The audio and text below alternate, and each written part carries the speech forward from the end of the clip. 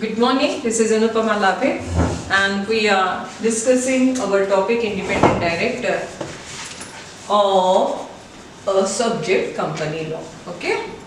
What is independent director? As the name indicates, independent means totally indifferent from the management of the company. That means the affairs of the company. So let us have a look on the meaning of independent director. The expression independent director means a non-executive director of a company. Non-executive director of a company means who is not a director of a company. That means he must not occupy a position of any type of director in a company, who apart from receiving director's remuneration does not have any material pecuniary relationship. Let us see what is this pecuniary relationship. Pecuniary relationship means financial relationship. Company who apart from receiving director's remuneration, that means he only receives the remuneration from the company. He is not treated as a whole-time director or a part-time director of a company. What he is getting in terms of his services, he is getting the remuneration and does not have any material pecuniary relationship. It is very important that he should not have any financial relationship with the company. If he has some financial relationship with the company, then we cannot say that he is an independent director.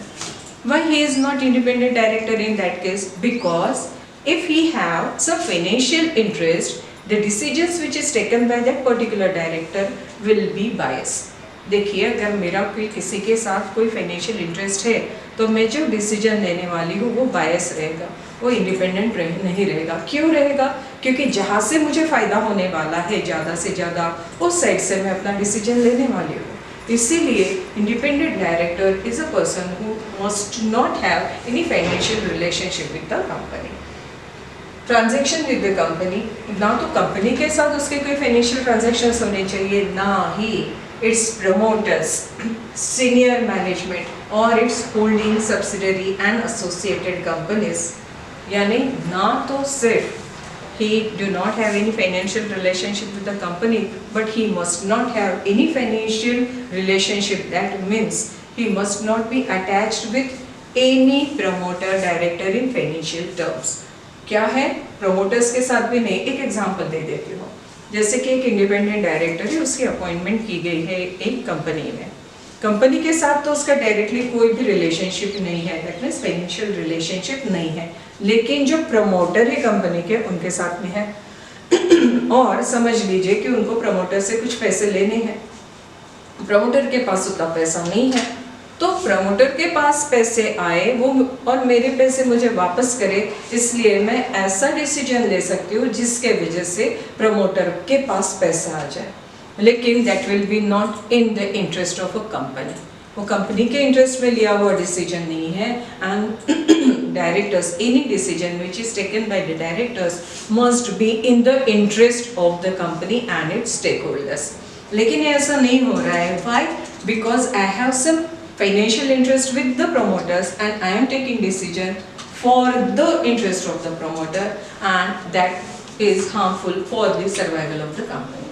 इसलिए हमने कई कंपनियों को जो दिवालिया हुई है उसमें यही देखा है कि जो उसकी मैनेजिंग बॉडी है उनका कुछ ना कुछ तो भी फाइनेंशियल इंटरेस्ट था, किसी भी तरह से. एक तो कंपनी के साथ में था, या उनके प्रमोटर के साथ में था, या सीनियर मैनेजमेंट के साथ था, या तो फिर इट्स होल्डिंग एंड सब्सिडरी और एसोसिएटेड कंपनी के साथ था.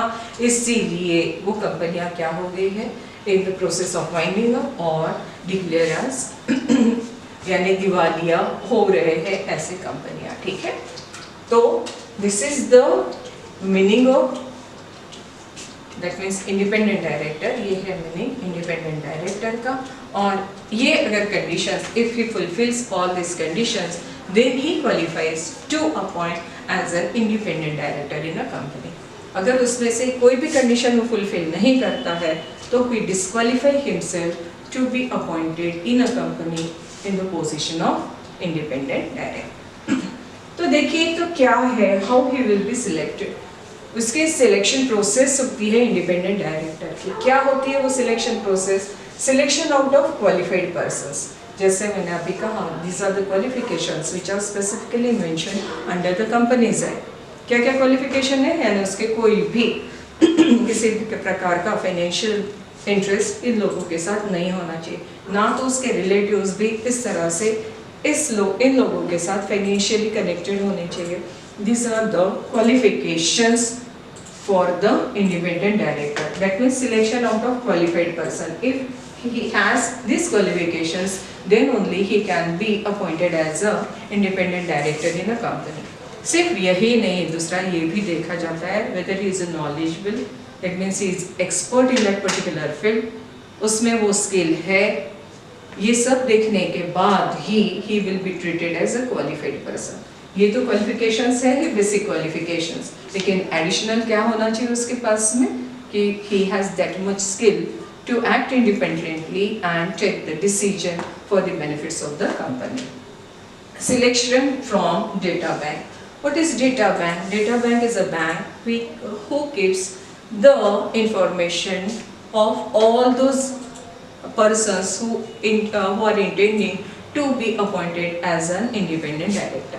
डेटा बैंक एक ऐसी बैंक होती है जहाँ पे पूरे के पूरे डायरेक्टर्स जो एज एन इंडिपेंडेंट डायरेक्टर करके एक कंपनी में अपॉइंट होना चाहते हैं, उनकी पूरी की पूरी इंफॉर्मेशन वहाँ पे दी हुई रहती है.